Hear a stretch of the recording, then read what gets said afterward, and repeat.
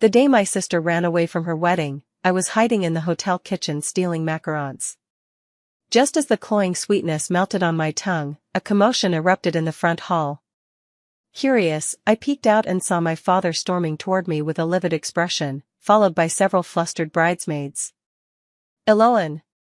My father grabbed my wrist so hard I nearly cried out in pain. "Put on the wedding dress immediately. You're going on stage in 10 minutes. My eyes widened, pink macaron crumbs falling from the corner of my mouth. "What? But today is supposed to be my sister's. That wretched creature has run away." Father spat out the words through gritted teeth, the fury in his eyes almost scorching. "The Harringtons are already waiting. Listen. I didn't raise you all these years just for you to be useless. Today, you'll marry Theo in your sister's place." My whole body trembled, and the sweetness in my throat suddenly turned bitter. As the youngest daughter of the Wentworth family, I had always been treated as nothing more than a foil to my elder sister. Outsiders assumed I resented my sister and envied her excellence. But in truth, I couldn't have been more grateful to have an elder sister above me. Because I knew that being the eldest meant bearing many, many responsibilities. Like this arranged marriage with the Harringtons, it was always my sister who was considered first. I was still happily enjoying several years of freedom when, to my surprise, my sister dared to flee on her wedding day. My journey of freedom came to an abrupt halt. In the dressing room, the bridesmaids hastily helped me into my sister's wedding gown.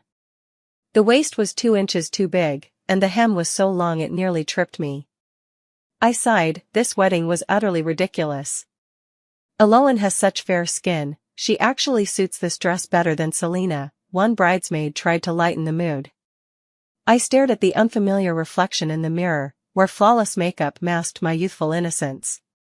For the first time in my 22 years of life, I was being so meticulously dressed up, only to sacrifice my freedom and marry a man I had never met. "Theo, does he know there's been a change?" I whispered. Father sneered coldly, "As long as she bears the surname Wentworth." The moment I stepped into the banquet hall, the blinding lights nearly robbed me of my sight. My ears were buzzing, only faintly hearing the MC's awkward announcement, "The Wentworth family, the second young lady, Elowen." Whispers rose from the guest seats, slithering into my ears like countless venomous snakes. What's going on? Wasn't it supposed to be the eldest young lady? A last-minute replacement? How bizarre is this? Would the Harrington family, being such a prominent family, agree to this? I heard that workaholic from the Harrington family doesn't care whom he marries, whether it's the eldest or youngest daughter, makes no difference to him. I stared fixedly at my toes, the pristine white high heels adorned with the crystal decorations my sister loved so much, each step feeling like walking on knives. Then I saw him. Theo stood at the end of the red carpet, dressed in a perfectly tailored black suit, his expression as cold and unyielding as a sculpture. The most powerful leader of the Harrington group is said to be decisive and ruthless in legend, known as the King of Hell in the business world. I instinctively wanted to retreat, but my father subtly pushed me from behind, making me stumble forward a few steps. Theo's eyes narrowed slightly, an expression like a predator locking onto its prey. My back was instantly drenched in cold sweat, as if pinned in place by an invisible force, making even breathing difficult. The wedding procession felt like an absurd nightmare. When exchanging rings, my fingers trembled so violently that I nearly dropped the ring. Theo's palm was cold and dry, and the moment he grasped my hand, I felt like a small animal ensnared by a snake. He didn't say "I do," but merely uttered a cold "hm." At the banquet, I was placed in the bride's seat like a delicate doll. The lavish spread of delicacies before me emitted an enticing aroma, yet I dared not take a single bite. From start to finish, Theo never once glanced my way, merely entertaining the business tycoons who came to offer their congratulations while occasionally forcing a smile that never reached his eyes. "Why isn't the bride eating anything?" Suddenly, a sickly sweet female voice sounded by my ear. I looked up and saw a beautiful woman in a silver dress eyeing me curiously. Could it be nervous? I opened my mouth, but no sound came out. The gazes of everyone else at the table instantly locked onto me, making me feel like a criminal under a spotlight. She's got a slight cold. Her throat hurts. Theo suddenly spoke up, his quiet voice instantly silencing the table. His slender fingers pushed a glass of warm water toward me. Drink this. I took the water glass in surprise, my fingertips accidentally brushing against his, making me withdraw my hand as if shocked. That was the only sentence he said to me all evening. Late at night, as I sat alone on the large bed in the bridal chamber, I still felt everything was as absurd as a dream. My sister had run away from the wedding, and I ended up marrying Theo, a man who frequently appeared in financial magazines and on business channels. Theo's life story was so perfect it seemed like a meticulously crafted business myth. At 16, she was admitted to the finance department of a top domestic university on merit, completed all her credits in 3 years, and graduated early with perfect scores across all subjects. At 19, she went abroad to pursue a PhD in financial engineering, becoming the youngest quantitative analyst, managing projects with returns as high as 300%, leaving even seasoned investment bank elites in the dust. At 23, she returned to China to take over the struggling Harrington Group and, within just 2 years, increased its market value 5-fold, establishing herself as the unrivaled ruler of the most formidable business empire in the industry. His mind is chillingly composed, his decision-making is precise as a machine, and he leaves no room for opponents on the negotiating table. There's a saying in the business world, if Theo takes an interest in your project, you'd better sell it to him directly because by the time he makes a move, you won't even have the right to negotiate. Yet, such a man, who strikes terror in the hearts of businessmen, also possesses a face that's impossible to look away from. With sharp, chiseled features, deep-set eyes, stern brows, a tall nose, and a jawline as clean as if cut by a knife, he exudes an air of nobility and detachment. His eyes are especially captivating, dark as ink, as calm and fathomless as an icy pool, yet occasionally flashing with a sharpness that sends chills down the spine. But strangely, almost no one would specifically praise him for being handsome. Compared to his terrifying achievements in business, his appearance became the least remarkable of his qualities. In City A, there are countless socialites and wealthy heiresses lining up to marry him, stretching all the way abroad. Yet he never spares them a glance, leading to rumors that he might have no interest in women at all. Footsteps outside interrupted my train of thought. The door opened, and Theo's tall figure appeared in the doorway, a faint scent of alcohol lingering on him. He didn't turn on the light, just stood in the moonlight loosening his tie, the silvery light outlining his sharp profile. I clutched my dress tightly, my palms sweaty, my heart pounding so hard it might leap out of my chest. Listen, his voice was colder than I imagined. From today onwards, all you need to do is play the role of my wife. Don't do anything unnecessary. I nodded vigorously, my eyes widening uncontrollably. His slender fingers were unbuttoning his shirt, 1 button, 2 buttons, his honey-colored chest faintly visible in the moonlight. My face instantly burned, and I hurriedly averted my gaze. What are you looking at? He suddenly stopped moving, his voice laced with menace. No, no. I stuttered in reply, nearly biting my tongue. He gave a light hum and casually tossed his shirt onto the sofa, revealing the chiseled lines of his waist and abdomen. My breath hitched, and I instinctively shrank further into the corner of the bed. The sound of running water from the bathroom filled the air, and I perked up like a startled rabbit. 20 minutes later, the water stopped, and he emerged with a damp chill clinging to him, only a loosely tied towel hanging low around his hips. You. My voice trembled. Are you going to sleep on the bed? He gave me a haughty glance from above. This is my bed. Before I could react, the mattress beside me sank. He lifted the covers and climbed in, carrying the icy freshness of a post-shower chill. My body instantly tensed like a drawn bowstring, my breath held completely still. Relax, he said, eyes shut, his voice weary. I won't do anything to you tonight. I cautiously inched toward the edge of the bed, only to be intercepted by his suddenly outstretched arm. His warm palm locked around my waist, pulling me back in one firm motion. My back pressed tightly against his chest, I could clearly feel his powerful heartbeat. Keep moving, and I can't promise to keep my word from earlier. His breath brushed the back of my ear, sending a shiver down my spine. I froze in place, not even daring to blink. His body heat seeped through the thin nightgown, scaldingly intense. Sleep. He tightened his arms around me, his voice already laced with drowsiness. There's a banquet tomorrow. I lay awake until late at night, listening to his steady breathing behind me, my heart pounding like thunder. This man was like a sleeping wolf, even with his eyes closed, he made people hesitate to make any rash moves. As it turned out, my wedding night nerves were completely unnecessary. Because after that day, I could count the number of times I'd seen Theo on one hand. Time unknowingly slipped into early July. I was curled up on the sofa reading when my phone suddenly vibrated. A familiar name popped up on the screen, Jay, my classmate and the department's renowned prodigy. Hello? I answered the phone softly, instinctively glancing towards the study. Theo was unusually working from home today, and that door had remained tightly shut. Elowen. You finally answered the phone. Jay's voice was full of energy.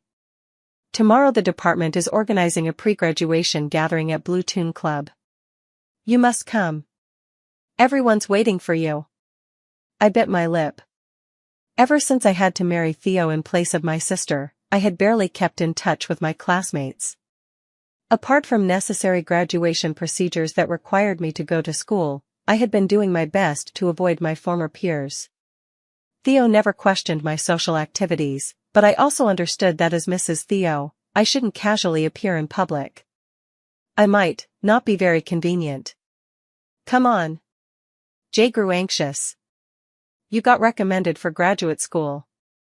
We wanted to celebrate for you. Elowen, these past few months, has something happened? If you're facing any difficulties, you must tell me. Nothing happened, I'm doing just fine. You're being so mysterious, we thought you might have gotten married on the sly. I nearly choked on my own saliva. Married? It's true that I am, but apart from family and the Harrington circle, no one knows. All right. I'll go. I finally agreed. After hanging up the phone, I raised my head and my heart suddenly skipped a beat. Theo was standing at the study door without me noticing. His tall figure leaned against the doorframe, holding a coffee cup, his gaze fixed heavily on me. Whose call was it? His tone was calm, but for some reason, it made me nervous. A classmate, inviting me to a graduation reunion tomorrow. I answered honestly. He took a sip of coffee and narrowed his dark eyes slightly. They didn't know you were married? I don't know. The air froze for a moment. Where's the gathering location? Huh? Oh, it's near our school, a newly opened place called Blue Note Club. It shouldn't be too late, can I go? Just when I thought he would stop me, in the end, he simply gave a faint and turned back to his study. The next evening, I went to the blues club wearing a simple white dress. As I pushed the door open and entered the private room, my classmates cheered and gathered around, chattering complaints about my recent elusive behavior. Elowen. Could it be you're in a relationship? My roommate bumped my shoulder with a mischievous grin. I forced a laugh, not daring to respond. Jay sat beside me, occasionally passing me drinks and fruits with a gaze so tender it made me slightly uneasy. When the party was halfway through, someone suggested going to the karaoke area to sing, and everyone clamored to push me onto the stage. Elowen was the champion of the campus singing competition back then. You've got to sing one. Unable to refuse, I reluctantly picked a lyrical song. As the music started, I gradually relaxed, closing my eyes and letting the melody flow. Until the last note fell, I opened my eyes. Then, my entire body froze in place. At the entrance of the private room, Theo leaned lazily against the doorframe in a black suit, his gaze fixed directly on me. His expression was unreadable, but his eyes were like a wolf locking onto its prey. Before I could react, Jay suddenly rushed onto the stage, knelt on one knee, and held up a bouquet of roses that seemed to appear out of nowhere, shouting loudly. Elowen. I've liked you for a long time. Can you give me a chance to be my girlfriend? The entire venue erupted, instantly boiling over with screams nearly lifting the roof. My mind a blank, mouth opened, about to refuse. A slender hand abruptly clamped around my waist, enveloping me in a familiar yet strange, icy aura. Theo had somehow appeared behind me, his chest pressed against my back, his thin lips close to my ear, speaking in a voice neither too loud nor too soft. "You sing well, wife." The entire room fell into a sudden dead silence. Jay's face instantly turned pale. "Wife?" Theo's lips curled slightly at the corners, but his gaze was chillingly cold. He leisurely scanned the room, his eyes finally settling on my stunned face. His thumb lightly traced my waist as he spoke in a tone that was both dangerous and suggestive. "What, didn't you tell them you're already married?" I stood dumbfounded, unsure how to respond, as Theo took my hand and led me off the stage. "Apologies, everyone. It's getting late, so I'll be taking my wife home now. I've already settled the bill for all the expenses tonight." After speaking, Theo immediately pulled me out of the private room. When we returned to the villa, the air was so tense it felt almost tangible. Theo remained silent the entire way back, his slender fingers resting on the steering wheel, his knuckles faintly white from the tight grip. I shrank in the passenger seat, my heart pounding so hard it ached, breathing even the smallest breath cautiously. The moment the car stopped, he strode around to my side, yanked the door open, and stared down at me. The moonlight traced his sharp features, and those dark eyes were fathomless. "Get out of the car." His voice was hoarse. My fingers trembled, and I'd barely taken a step when he swept me up into his arms. "Theo," I gasped, instinctively grabbing his shirt. "Call me husband." He glanced down at me, his tone brooking no argument. My ears burned. I opened my mouth but couldn't make a sound. With a cold laugh, he carried me straight upstairs, kicked open the master bedroom door, and threw me onto the bed. The mattress dipped slightly as he knelt with one knee, leisurely loosening his tie while fixing me with a deep, intense gaze. "Elowen, we need to talk." I shrank back, but he grabbed my ankle and pulled me toward him. His palm was scorching hot, fingertips tracing faint circles on my skin, sending shivers down my spine. "Starting today," he leaned closer, breath brushing against my lips, "I want a proper marital relationship." My pupils constricted slightly. What do you mean?" He chuckled softly, his thumb brushing over my lower lip, including the obligations between husband and wife. My face burned as if set on fire, my heart pounding so violently it might burst from my chest. His overwhelming presence enveloped me, mingled with the faint scent of cedarwood, leaving me dizzy and disoriented. I'm not ready yet." My voice was as thin as a mosquito's hum. His gaze darkened abruptly as he gripped the back of my head, his thin lips crashing down upon mine. This kiss carried an irresistible aggression. His tongue pried open my lips, plunging deep inside and leaving my breath in disarray. My resisting hands were pinned above my head by him, my entire body pressed deep into the mattress by his solid frame. Wait," I turned my head away in protest, only to have him bite my earlobe, weakening me instantly. "That guy named Jay," his voice was hoarse as his lips wandered along the curve of my ear, "did he ever touch you here too?" I shook my head, my eyes burning hot. "No. He has nothing to do with me." He seemed satisfied and kissed me again, this time much gentler, as if soothing a frightened little animal. But when his hand slid under my clothes, I couldn't help shivering. "Afraid of me?" He slightly propped himself up, his dark eyes swirling with emotions I couldn't decipher. I bit my lip and nodded, tears slipping down uncontrollably. Theo's breath hitched as he suddenly released me and sat up. Frustrated, he tugged at his collar, his Adam's apple bobbing. "Go take a shower," he said. I froze, not expecting him to stop. "Keep looking at me like that," his eyes darkened abruptly, "and I can't promise I'll be able to stop." I hastily jumped off the bed but was called to a stop by him at the door. "Elowen," he said with his back to me, his voice low. "Starting tomorrow, everyone will know you're my wife." My heart skipped a beat as I fled in panic. In the bathroom, I stared at my reflection, swollen lips and red-rimmed eyes, while my legs still felt weak. The sensation of that kiss lingers, his warmth, his breath, even the shiver when his tongue brushed against the roof of my mouth, all hauntingly vivid. What was even more terrifying was that the moment he let go of me, I actually felt a hint of loss. Early in the morning, still half asleep, I felt the mattress beside me dip slightly. "Get up." Theo's deep voice sounded beside my ear, carrying that distinctive morning hoarseness. I groggily opened my eyes only to meet his handsome face right in front of me. He was wearing a perfectly tailored black suit, but his tie wasn't tied yet, hanging loosely around his neck, revealing a glimpse of his sexy collarbone. "Starting today, you're coming to the office with me." He leaned on the side of my pillow with one hand and pinched my cheek with the other. "Be my personal assistant." I instantly sobered up. "What? Unwilling?" He narrowed his eyes, his fingertips brushing lightly over my lips. "Don't remember what happened last night?"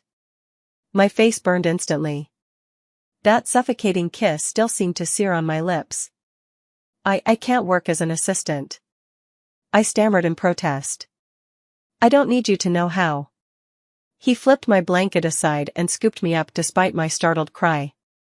At the Harrington Group headquarters, in the top floor CEO's office. I sat stiffly on Theo's lap, feeling like I was about to catch fire. His arm was wrapped around my waist, his chin resting on my shoulder, his breath tickling the back of my ear, making me itch to escape yet too afraid to move. "Sir, this document requires your..." The secretary pushed the door open and froze at the sight before him.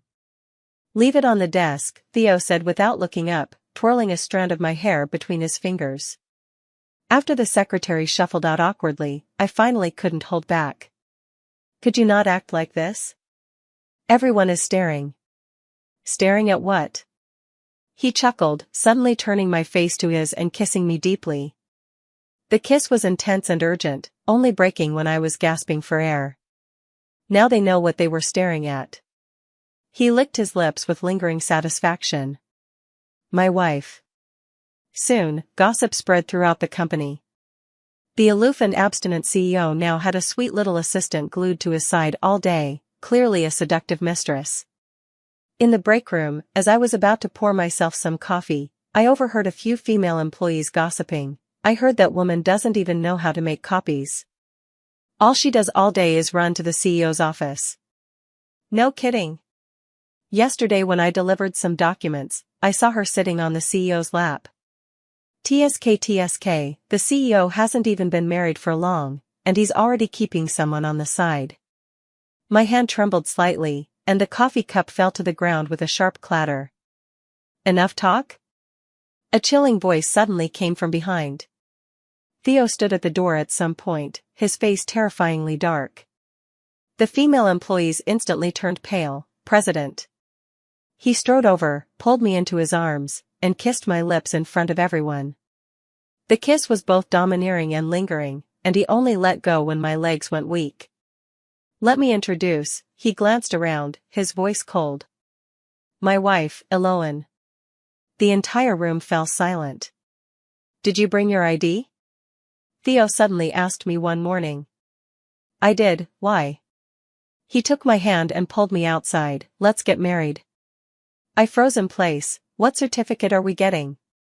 "The marriage certificate." He turned to look at me, his brow slightly furrowed. "Do you really want to remain a wife without legal recognition forever?"